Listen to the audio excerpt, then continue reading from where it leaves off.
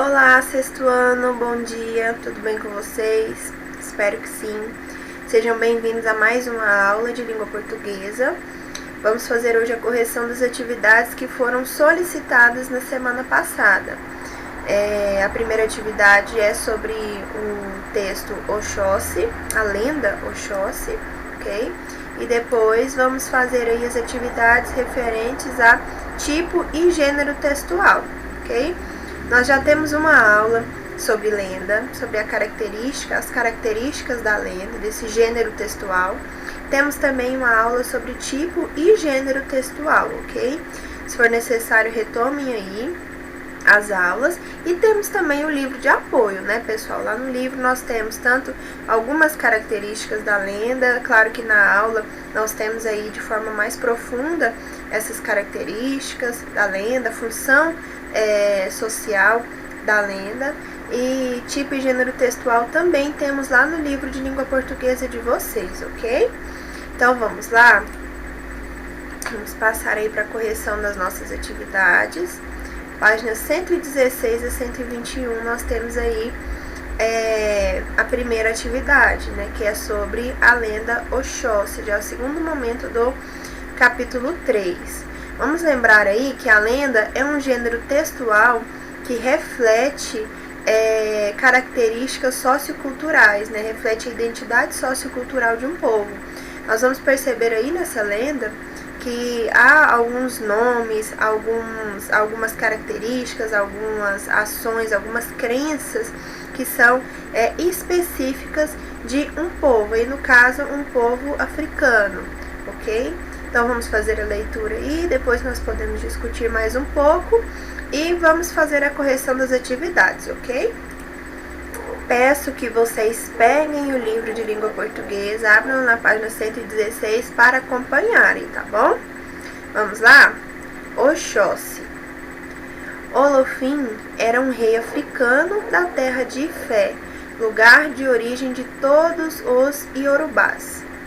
Cada ano, na época da colheita, Olofim comemorava em seu reino a festa dos inhames. Ninguém no país podia comer dos novos inhames antes da festa. Chegando o dia, o rei se instalava no pátio à frente do seu palácio. Suas mulheres sentavam à sua direita, seus ministros atrás dele, agitando leques e espanta-moscas, e os tambores soavam para saudá-lo. As pessoas reunidas comiam inhame amassado com pilão e bebiam vinho de palma. Elas comemoravam e brincavam. De repente, um enorme pássaro voou sobre a festa. O pássaro voava à direita e voava à esquerda, até que veio pousar no teto do palácio. A estranha ave fora enviada pelas feiticeiras, furiosas porque não haviam sido convidadas para a festa. O pássaro causava espanto a todos. Era tão grande que o rei pensou ser uma nuvem cobrindo a cidade. Sua asa direita cobria o lado esquerdo do palácio e sua asa esquerda cobria o lado direito. As pessoas assustadas comentavam: "Ah, que esquisita surpresa! De onde veio esse desmancha-prazer? E o que veio fazer aqui? Oh, bicho feio de dar dó! Sinistro que nem urubu! Como nos livraremos dele? Vamos rápido chamar os caçadores mais hábeis do reino." De Idô trouxeram Oxótogum, o caçador das 20 flechas.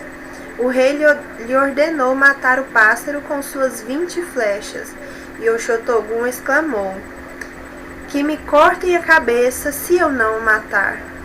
E lançou suas 20 flechas, mas nenhuma atingiu o enorme pássaro, que permaneceu imóvel. O rei mandou prendê-lo. De Morê chegou Oxótogi, o caçador das 40 flechas. O rei lhe ordenou matar o pássaro com suas 40 flechas, e Oxótogi exclamou: "Que me condenem à morte se eu não o matar." E lançou suas 40 flechas, mas nenhuma atingiu o pássaro. O rei mandou prendê-lo. de Itaré, apresentou-se Oxotadotá, o caçador das 50 flechas. O rei lhe ordenou matar o pássaro com suas 50 flechas. E Oxotadotá afirmou: que exterminem toda a minha família se eu não o matar. Lançou suas 50 flechas e nenhuma atingiu o pássaro. O rei mandou prendê-lo. De Iremã chegou finalmente Oxotocanchoxô, o caçador de uma só flecha. O rei lhe ordenou matar o pássaro com sua única flecha e lhe prometeu presenteá-lo com metade de sua fortuna, caso conseguisse. Oxotocanchoxô exclamou: que me cortem em pedaços se eu não matar. Ouvindo isso, que me cortem em pedaços se eu não matar. Ouvindo isso, a mãe de Oxotocanchoxô, que não tinha outros filhos, foi rapidamente consultar um Babalaô, o adivinho, para saber como ajudar seu único filho. Ah, disse-lhe o Babalaô, seu filho está a um passo da morte ou da riqueza. E ensinou-lhe como fazer uma oferenda que agradasse às feiticeiras. A mãe sacrificou então uma galinha, abrindo-lhe o peito, e foi rápido colocá-la na estrada, gritando 3 vezes: que o peito do pássaro aceite este presente. Isso aconteceu no momento exato em que o meio do pátio do palácio, Oxotocanchoxô atirou sua única flecha. O feitiço pronunciado pela mãe do caçador chegou ao grande pássaro. Ele recebeu a oferenda e relaxou o encanto que o protegera até então. A flecha de Oxotocanchoxô o atingiu em pleno peito. O pássaro caiu pesadamente, se debateu e morreu. A notícia se espalhou. Foi Oxotocanchoxô, o caçador de uma só flecha, que matou o pássaro. O rei então cumpriu sua promessa e lhe deu metade das riquezas do reino. Os 3 caçadores foram soltos da prisão, como recompensa. Oxotocum, o caçador das 20 flechas, ofereceu a Oxotocanchoxô 20 sacos de búzios. Oxotogi, caçador de 40 flechas, ofereceu-lhe 40 sacos, e Oxotadotá, o caçador das 50 flechas, ofereceu-lhe 50. E todos cantaram para Oxotocanchoxô. O Babalaô também se juntou a eles, cantando e batendo em seu agogô. Oxóssi, Oxóssi, Oxóssi, o caçador Oxé popular. E assim é que Oxotocanchoxô foi chamado Oxóssi. Oxóssi, Oxóssi, Oxóssi. Nós temos aí, gente, uma lenda africana que vai refletir aí crenças, vai refletir uma identidade cultural, sociocultural do povo africano, né? De uma determinada identidade indígena, aí, né, nós podemos ver a tribo, o guerreiro africano, ok? O reino lá no caso, né? No caso era um reino africano. E é uma realidade diferente das nossas crenças, né? Por isso que é importante nós conhecermos essa lenda, por exemplo, ou tantas outras que vão refletir a cultura de outros povos, para nós conhecermos, né? Para nós abrirmos a nossa mente e vermos que há outras culturas, há outras crenças, há outra identidade que não a nossa, ok? E a lenda tem justamente essa função social, ok? Então, nós vimos aí alguns nomes bem diferentes, né? Porque eles vêm aí de uma etimologia diferente das que nós temos costume, né? Nomes aí de origem africana, ações aí, né? Recebiam o rei tocando tambor, a questão da mãe, do guerreiro fazer uma oferenda.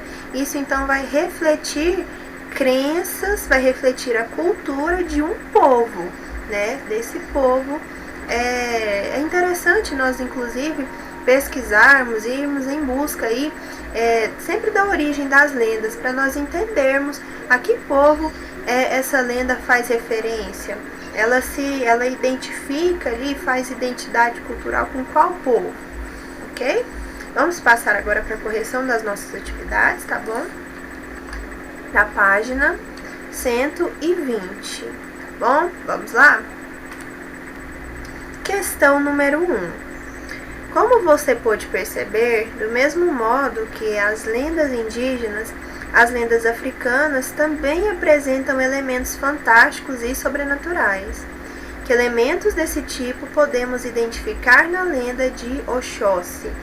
Quais elementos fantásticos, sobrenaturais, aqueles que não existem na realidade, podem ser identificados aí na lenda? Nós temos aí algumas sugestões de resposta, né? Não quer dizer que não há outros elementos que vocês podem marcar aí no texto de vocês, não, tá bom? Mas o livro traz algumas sugestões. Por exemplo, o pássaro enorme, né? Nós sabemos que um pássaro gigante que vai cobrir aí todo o reino, toda a cidade, não existe.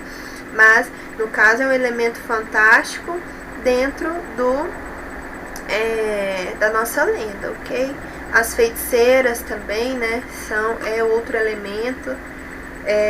O babalaô também, outro elemento. Então, temos aqui as sugestões de resposta: o pássaro enorme, as feiticeiras e o babalaô, ok? Segunda questão. Como vimos, a festa dos inhames acontecia no pátio à frente do palácio de Olofim, quando de repente um enorme pássaro pousou. De acordo com o texto, podemos afirmar que, ao pousar, a ave quebrou o telhado do palácio, as penas do seu rabo ficaram sobre as pessoas, as suas patas tocaram o chão, o pássaro ficou olhando para as pessoas que estavam na festa. Bem, a ave quebrou o telhado do palácio. Nós não temos essa informação no texto, então nós não podemos afirmar isso. Vamos passar já para C aqui. Nós já vimos que a B é o gabarito, depois a gente discute ela. As patas tocaram o chão. Não, ele ficou sobre o palácio, então não. O pássaro ficou olhando para as pessoas que estavam na festa. Nós também não temos essa informação, então não é possível afirmar, nós não podemos ter essa certeza. Mas B, as penas do seu rabo ficaram sobre as pessoas. Agora já é diferente, né? Ficaram sobre as pessoas, por cima das pessoas. Se ele ficou acima do palácio e conseguiu cobrir o reino todo, então, logicamente, nós podemos afirmar que as penas do seu rabo ficaram sobre as pessoas, ok? 3. Leia a passagem a seguir. E lançou suas 20 flechas, mas nenhuma atingiu o enorme pássaro, que permaneceu imóvel. Para entender os textos que lemos detalhadamente, muitas vezes precisamos fazer uma leitura bem atenta, observando com cuidado as minúcias, os detalhes mínimos ali. De acordo com esse trecho do texto, podemos supor que o enorme pássaro pousou sobre o palácio e lá ficou imóvel. No entanto, uma leitura atenta dessa lenda nos permite afirmar que a ave se moveu durante a narrativa. Explique com suas palavras como podemos perceber esse movimento no texto.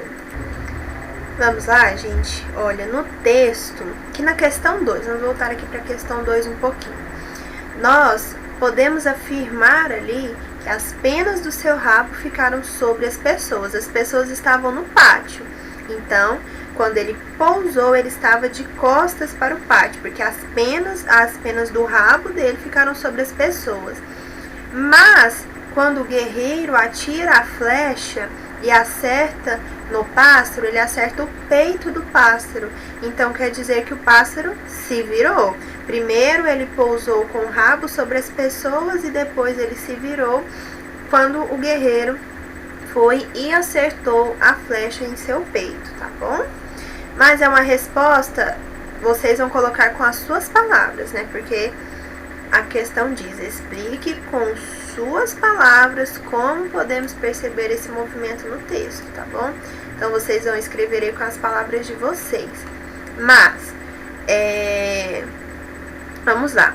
Oxótô Kanxoxô estava no pátio à frente do palácio, quando atirou sua flecha e acertou o peito do pássaro. Então, ele estava à frente do palácio, no pátio, e acertou o peito do pássaro. Ou seja, considerando a sua posição quando pousou no palácio, ver questão anterior 2 aqui, que diz que o rabo ficou sobre as pessoas, isto é, com o rabo na direção do pátio, percebemos que ele se virou, ficando com o bico apontado para o palácio. Ok? Então, nós podemos perceber aí a partir dessas dicas que o texto dá. Vamos passar adiante. De acordo com o texto, questão 4 agora, tá bom? De acordo com o texto, o rei ordenou a liberdade dos 3 caçadores que não conseguiram vencer o grande pássaro. Em retribuição a Oxótô Kanxoxô, esses caçadores ofereceram-lhe búzios. Sobre essa oferenda, é correto afirmar que... Só lembrando, gente, para vocês acompanharem sempre no livro de vocês, tá bom? Porque aqui às vezes fica algo que não está bem nítido, então é interessante que vocês estejam com o livro, tá bom? Vamos lá para as opções. A. Não tinham muito valor para os caçadores. B. Eram usados pelo babalaô, por isso eram valiosos. C. Podem ser vistos como presentes valiosos. E D. Valiam menos que suas flechas. Então, vamos lá. Os caçadores, os outros guerreiros lá, eles ofereceram-lhe búzios. Sobre essa oferenda, o que nós podemos afirmar? Que não tinha muito valor para os caçadores. Se eles ofereceram como presente, é porque tinha valor sim. Então, essa daqui nós podemos tirar e valiam menos que suas flechas também, né? B. Eram usados pelo babalaô, por isso eram valiosos. Nós temos essa informação aí no texto? Também não. Podem ser vistos como presentes valiosos. Então, se eles ofereceram, porque eles foram soltos, né? Então, são presentes valiosos, oferendas valiosas. Por isso, foram dados como presentes ao Oxótô Kanxoxô. Então, questão 4, letra C. 5. As características dos orixás os aproximam dos seres humanos, pois, como nós, eles possuem sentimentos e agem de acordo com eles. Assim, sentem raiva, amor, compaixão, orgulho e etc. Essa característica sentimental é muito comum nos personagens das lendas em geral, justamente por causa da função educativa que esses textos possuem. Pensando nisso, responda as questões a seguir. A.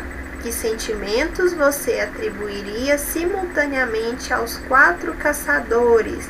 Quais sentimentos vocês atribuiriam aí aos caçadores, aos guerreiros que tentaram matar o pássaro? Nós vimos ali que, por mais que os outros guerreiros, eles não conseguiram matar o pássaro, todos eles foram muito corajosos e confiantes, né? Eles confiavam muito, eram corajosos, confiantes para matar o pássaro, né? Para oferecer ali a sua ação de matar o pássaro. Então, eles ofereciam a vida, ofereciam a família. Por quê? Porque eles tinham ali a certeza de que iam conseguir. Então, eles tinham muita coragem e confiança, ok? Mas é uma resposta pessoal, né? Você atribuiria quais sentimentos? Mas aí o livro sempre traz, por mais que seja uma resposta pessoal, ele traz algumas sugestões, que falam justamente se mostraram corajosos e confiantes, né, diante dos perigos, da perigosa missão de matar o pássaro. Então são características aí que nós podemos atribuir. Valentia também, eles eram valentes, eles eram corajosos, confiantes, enfim, resposta pessoal. Vamos para B.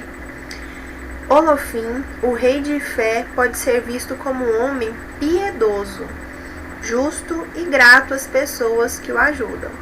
Com suas palavras, explique por que essas características podem ser atribuídas a esse rei. Bem, ele é piedoso, justo. Ele havia prendido os guerreiros porque eles falaram que caso eles não conseguissem matar os pássaros, eles dariam a vida, eles dariam a família. Então, eles foram presos. Mas ele foi piedoso e soltou os guerreiros, os caçadores, mesmo eles não tendo conseguido matar. Mas depois que o Oxotô Canxoxô matou o pássaro. Então, é uma ação aí que nós podemos ver que ele é piedoso. Vamos lá também, ó. Esperamos que vocês percebam que o rei perdoou os caçadores que não conseguiram matar o pássaro e, em vez de cumprir o que eles o autorizaram a fazer, o autorizaram a fazer, libertou e, em gratidão, dividiu a sua fortuna com o herói. Outra questão aqui de gratidão, né, e bondade, né? Ele cumpriu o que ele falou, ele dividiu a sua fortuna com o herói. Ele foi tão grato que ele dividiu a sua fortuna com Oxotô Canxoxô, ok? Questão 6. Cada orixá possui ainda uma série de símbolos que os identificam. São cores, comidas, cantigas, rezas, ambientes, locais, horários, etc. Entre os símbolos abaixo, qual deles poderia representar melhor o orixá Oxóssi? Uma fogueira, um arco e flecha, um pássaro, um buzo. Bem, é um guerreiro, né? E ele com uma flecha só, ele matou o pássaro. Então, aqui o gabarito já diz, né, que é a B, que seria justamente o que melhor representaria, né, o símbolo que melhor representaria esse guerreiro, né, um arco e flecha, porque foi com arco e flecha que ele matou o pássaro, né, uma fogueira não teria sentido, um pássaro também não, porque ele matou o pássaro, né, a valentia dele e a sua arma ali foi o arco e flecha, né, então por isso a B é a questão correta, né, a mais coerente. Vamos agora para as nossas atividades das páginas 124 a 129, sobre tipo e gênero textual, ok? Na página 124, nós iniciamos a atividade com uma tirinha. Vamos fazer a leitura? Vamos lá. Capricha na foto que é para eu mostrar aos meus amigos. Como é, dona Cobra? Pedir para o Chachado tirar outra? Tá. Essa agora é para mostrar aos amigos dela.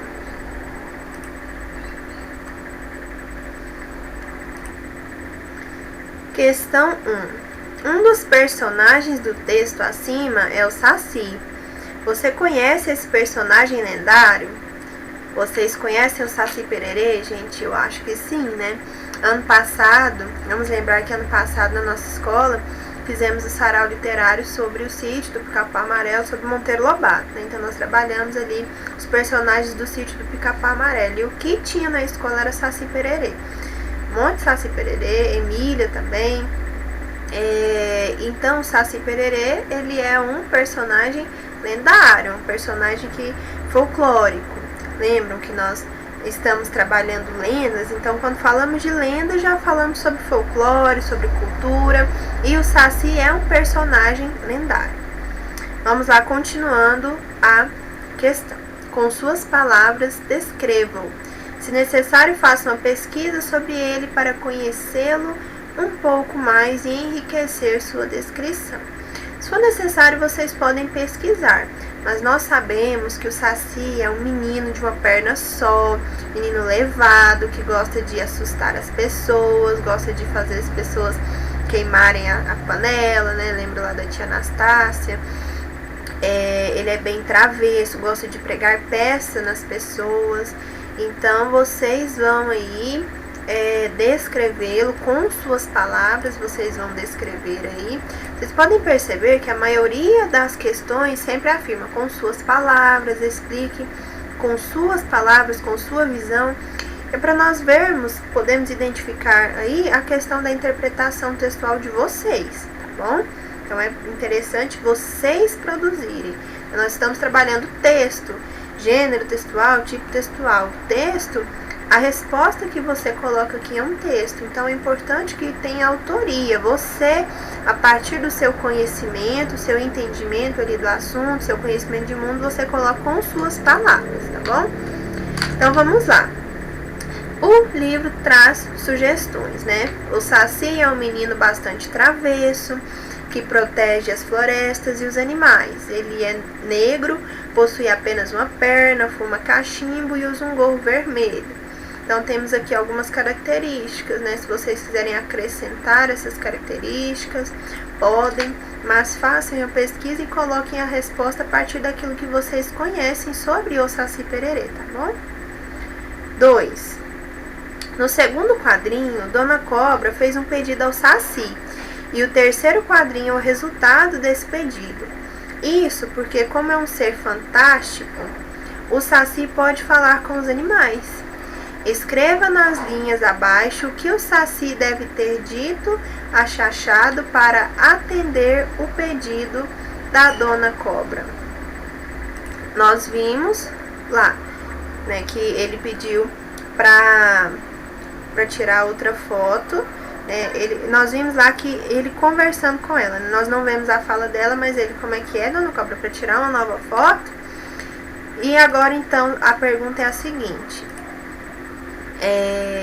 o que o Saci deve ter dito a Chachado? Nós temos a resposta: Chachado, Dona Cobra pediu para tirar outra foto. Questão 3. Ao repassar o pedido da Dona Cobra a Chachado, Saci utilizou o discurso direto ou indireto? Vamos lá, nós vimos aí a questão do discurso direto e indireto. O discurso direto é aquele em que, lá no texto, nós encontramos lá fielmente o que o personagem falou. O narrador, ele põe ali fielmente o que o personagem falou. Já o discurso indireto é aquele em que o narrador se apropria da fala e vai ali com suas palavras mencionar o que o outro personagem disse. Aqui no caso, vamos lá, Chachado, Dona Cobra, pediu para tirar outra foto. Então, o pedido da Dona Cobra aqui, a Chachado, está posto em discurso indireto, né? O narrador se apropriou da fala e contou ali, mencionou no meio da sua fala, o outro personagem, né, se apropriou, no caso, o Chachado, não é narrador não, é outro personagem.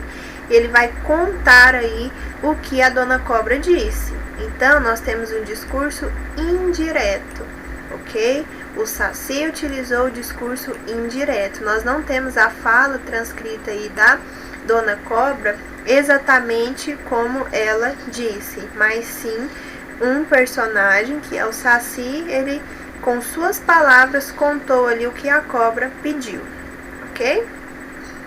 4.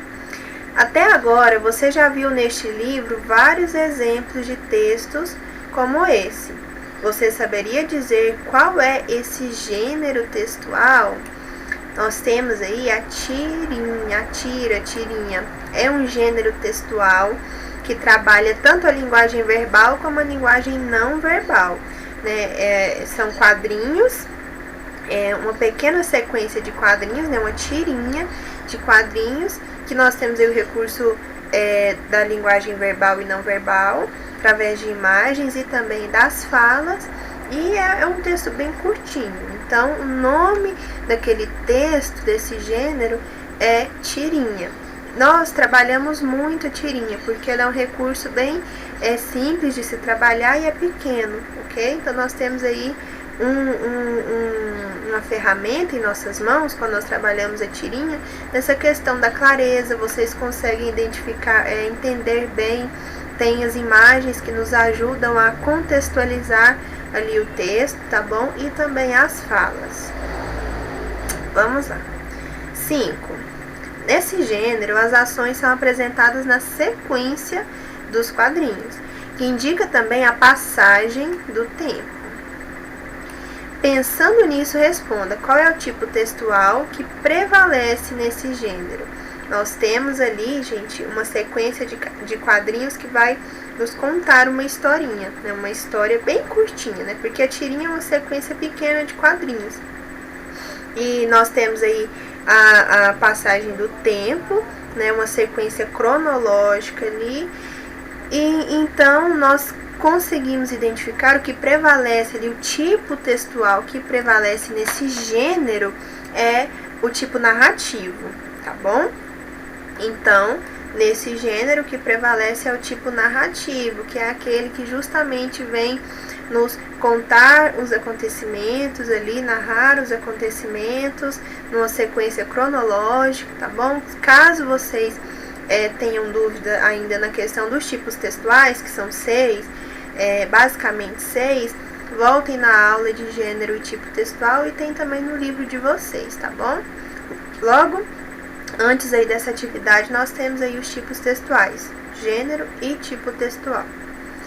6. Como dissemos, sempre que produzimos um texto, temos uma intenção comunicativa. Sempre quando nós produzimos um texto, nós temos a intenção de comunicar algo a alguém, ok?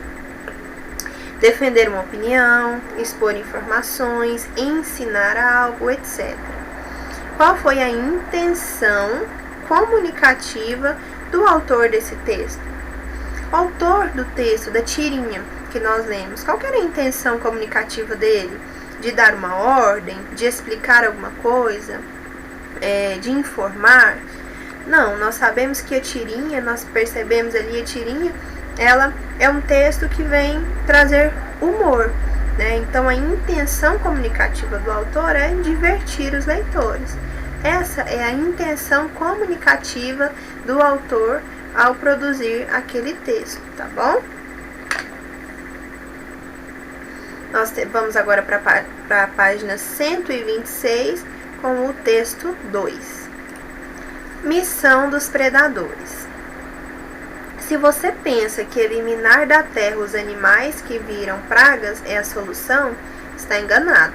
Cada animal tem um papel no equilíbrio ecológico. Se as moscas forem eliminadas, catástrofes podem acontecer, pois animais se alimentam de suas larvas e de moscas adultas. As moscas são o início de várias cadeias alimentares.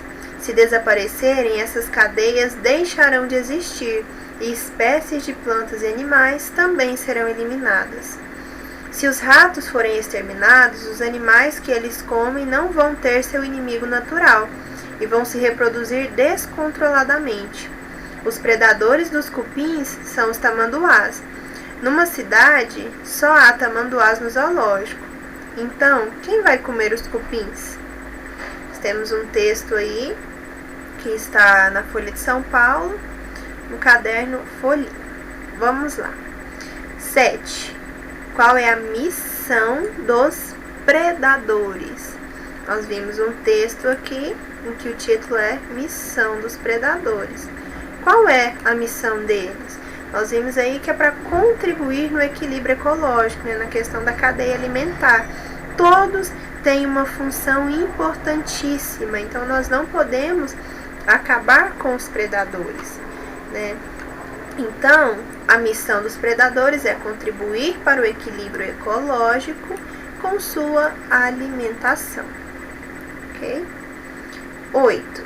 Segundo o texto 2, predadores são seres que atiram muitas pedras, eliminam animais nocivos, contribuem para o equilíbrio ecológico, amam a natureza. nós temos aí, logicamente, a questão mais coerente é a C, né? Contribui para o equilíbrio ecológico. Inclusive, é a resposta da questão anterior, né? Questão 9. Cada animal tem um papel no equilíbrio ecológico. A palavra papel em destaque, aqui ó, a palavra papelzinho, papel. Cada animal tem um papel no equilíbrio ecológico. Significa ação de cada ator em uma peça teatral, dinheiro em cédula, função, cargo, folha para escrever. Papel no equilíbrio ecológico. Nós sabemos que aí está relacionada à função, né? A função que cada animal possui no equilíbrio ecológico. E aqui nós temos outras opções, outros significados, outros sentidos que nós podemos dar à palavra papel. Mas aqui nesse contexto, nesse caso, a palavra papel significa função, cargo, ok? 10. Escolha a melhor resposta para completar a frase abaixo. A eliminação das moscas da face da terra pode provocar melhor higiene, a extinção de espécies vegetais e animais, a redução de muitas doenças. A eliminação das moscas da face da terra pode provocar. Qual é a melhor resposta dessas aqui para essa afirmativa aqui, que a eliminação das moscas da face da terra pode provocar o quê? Nós acabamos de ver lá no nosso texto sobre o equilíbrio ecológico, sobre a missão dos predadores, que se eliminarmos as moscas, pode ocorrer o quê? A extinção de espécies vegetais e animais. Elas são, sim, muito importantes na manutenção da natureza, né? Do nosso meio ambiente. Então, a frase que melhor se encaixa aqui, segundo o texto que nós acabamos de ler, é a extinção de espécies vegetais e animais. 11. O texto 2 é um artigo de jornal, um gênero textual em que há predomínio do tipo argumentativo, isto é, defesa de pontos de vista. O que então defendem os autores desse texto? Nós sabemos que o tipo argumentativo é aquele em que eu utilizo argumentos para defender o meu ponto de vista, para convencer o meu leitor de que aquilo que eu estou falando, que eu estou argumentando, é algo coerente, né? O argumento, ele vem ali para convencer o leitor de que o meu ponto de vista é o certo. Qual é o ponto de vista, então, que os autores defendem nesse texto? Que os predadores são importantes na manutenção do ecossistema, né? Da questão da cadeia alimentar. Então, que eles são importantes, sim, que não devemos acabar com eles, ok? Então, a importância dos predadores para o ecossistema. Esse é o que é defendido pelos autores do texto, né? Desse artigo jornalístico. Texto 3. Procura-se vivo ou morto um sapo de estimação que morava no jardim em frente. Puxa vida, era um sapo tão sabido que até piscava o olho pra gente. Mas o jardim acabou, virou supermercado. E o sapo, coitado, será que alguém come sapo enlatado?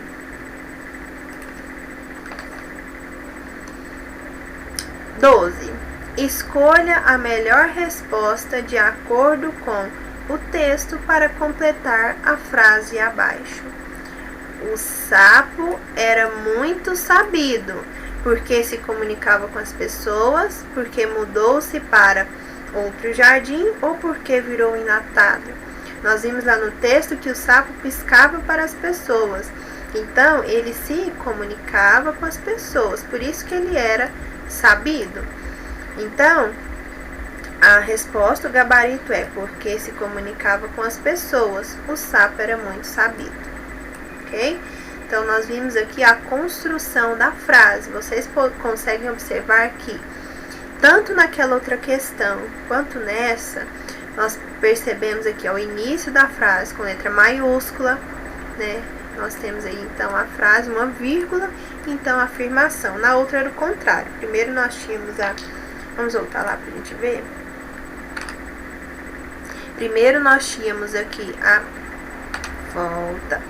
Primeiro nós tínhamos aqui a certeza, né? A continuação e depois a resposta. Aqui, primeiro a resposta e a certeza, né? O sapo era muito sabido. Por quê? Porque se comunicava com as pessoas. Aqui embaixo vocês vão construir a frase exatamente como ela deve ser escrita, como está aí no gabarito, ok? Vamos lá, colégio de aplicação. Leia os versos abaixo. Mas o jardim acabou, virou supermercado, e o sapo, coitado. Podemos substituir as reticências, o que são reticências? Essa pontuação aqui, esses 3 pontinhos, do verso acima por acordou, ficou feliz, viajou ou morreu. Nós podemos substituir aí, né? Nós entendemos que o sapo morreu, né? O jardim acabou, virou supermercado. O sapo, coitado, morreu. 14. Ainda sobre os versos acima, podemos substituir a palavra virou por derrubou, dobrou, tornou-se ou viraram. Vamos lá? Mas o jardim acabou, derrubou o supermercado? Não. Mas o jardim acabou, dobrou o supermercado? Também não.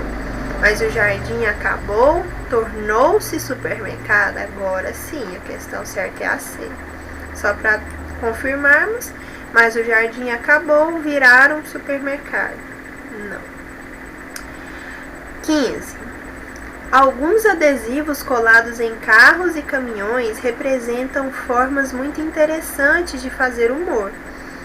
Num adesivo de carro muito usado há algum tempo, podíamos ler o seguinte: procura-se uma boa mulher que saiba cozinhar, limpar peixes, catar minhocas e que seja proprietária de um barco a motor. Favor enviar foto do barco e do motor. Vamos lá. A. O autor desse texto procurava uma mulher com uma série de qualidades. Mas, na verdade, qual era o seu maior interesse? O maior interesse do autor aí desse texto, desse anúncio, é o barco a motor, né? Porque ele quer que favor enviar foto do barco e do motor. Então, o interesse maior dele é justamente no barco a motor, ok? Seu maior interesse era o barco a motor. B. Que elementos ou recursos do texto indicam esse interesse? Ele pediu foto, como eu mencionei há pouco, ele pediu foto do barco e do motor, né? Ele procurava a mulher, então o certo, né? O coerente seria que ele pedisse foto da mulher, mas ele pediu foto do barco a motor, ainda em letras maiúsculas, né? Então, em caixa alta. Então, a partir disso, nós podemos perceber aí o apelo dele para o barco a motor, né? Ele queria ver o barco a motor. Então, são os recursos que nós podemos identificar no texto que nos mostram que o interesse dele maior era no barco e não na mulher. Gabarito.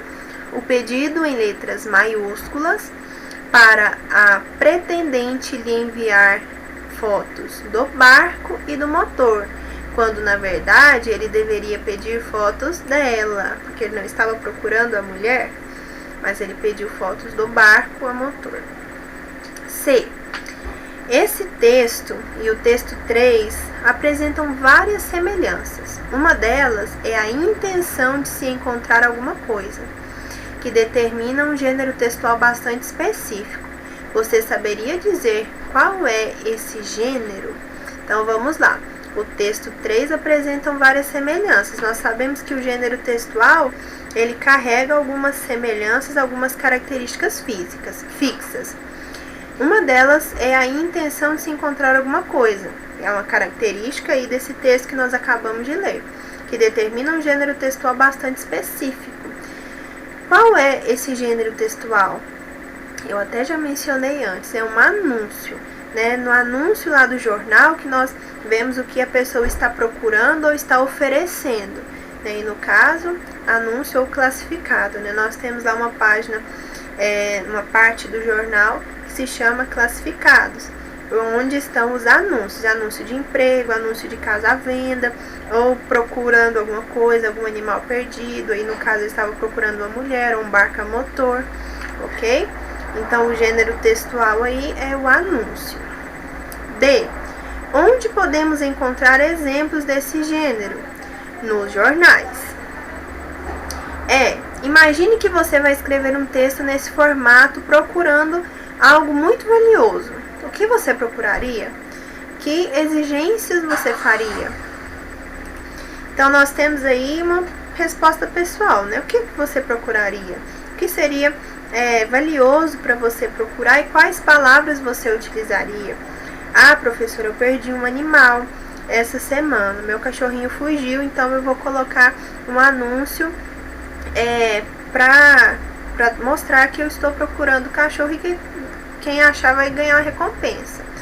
Então, por exemplo, procura-se o Floquinho, que foi visto pela última vez no Solarville às 3 horas da tarde. Ele saiu sentido a GO, e quem encontrar receberá uma recompensa de R$200. Então, enfim, o que você anunciaria e quais palavras você utilizaria e quais exigências, né? Aí você é livre, tá bom? A resposta pessoal. Não tem nem sugestão porque é pessoal mesmo. F. Como deverá começar seu texto? A coerência, né, a lógica seria que iniciasse com procura-se, né? Procura-se um animal que fugiu no Solarville e foi sentido a BR e tal. Mas também é uma resposta pessoal porque você que vai construir o seu anúncio, tá bom? G. Que informações pessoais você deverá colocar no seu texto para que o possível vendedor entre em contato com você? A gente coloca em anúncio telefone, podemos colocar e-mail, alguma rede social, né?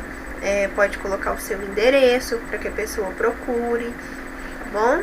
Então, são as informações pessoais que a gente coloca para a pessoa entrar em contato. 15 ou 16? 16. Leia novamente os textos 2 e 3. Coloque V para as afirmações verdadeiras e F para as afirmações falsas, segundo a leitura dos dois textos. Vocês vão voltar lá no texto 2, que fala lá do equilíbrio ecológico, e o texto 3 é o do sapo. Então, vamos lá. A. O texto 2 defende o equilíbrio ecológico?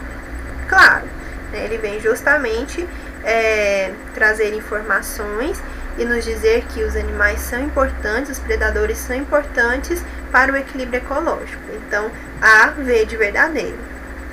O texto 3 defende a construção do supermercado? Não, né? Na verdade, ele fala que se foi construído um supermercado no lugar do jardim, o sapo morreu, mas não tem essa questão de defender a construção do supermercado. Então, B, F de falso. O texto 3 afirma que o progresso altera o meio ambiente, mas não traz prejuízo à vida humana. Justamente o contrário, né? Que nós vimos lá que o progresso ele altera o meio ambiente, sim, e traz prejuízos, traz consequências, sim, à vida humana, à vida animal ali, que é a questão do equilíbrio ecológico, né? Nós temos aí essa relação. Então, F também de falso. D. Os dois textos tratam do mesmo tema, a preservação da natureza? Sim. O primeiro texto ele vem falar da questão dos animais, dos predadores, e o segundo, na verdade, o primeiro, o texto 2 e o segundo, texto 3, né? O texto 3 também vem fazer uma crítica aí à construção do supermercado, né? Que foi feito no lugar do jardim. E uma vida que tinha ali se acabou, né? O sapinho morreu. Então, isso daí vem representar a consequência da construção, né, do desmatamento, do progresso, né, que vem alterar o meio ambiente e, assim, fazer uma crítica. Portanto, os dois textos tratam do tema da preservação da natureza, tá bom? Então, D também é verdadeiro. Nós finalizamos aí a nossa correção, tá bom, das atividades passadas, solicitadas na semana passada. Ok? Então, vocês vão fazer aí a correção. Se tiverem alguma dúvida, vocês entrem em contato comigo, tá bom? Então, é isso. Até a próxima aula e bons estudos!